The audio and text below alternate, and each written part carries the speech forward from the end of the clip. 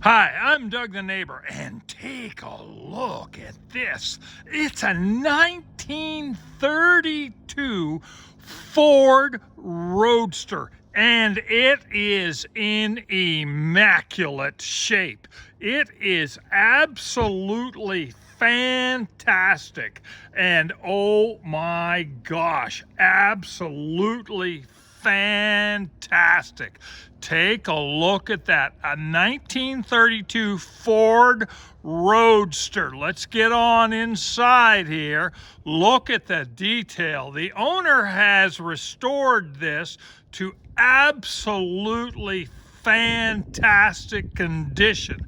And if you'll notice, this is a 1951 Ford French war style flathead engine. Speedsters, roadsters, all of those guys who came back from the military who wanted a car like that put that size engine in there, and you'll notice how clean it is. It's absolutely fantastic.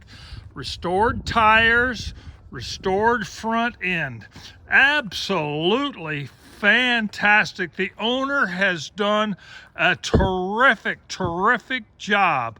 Wouldn't you like to drive this 1932 Roadster?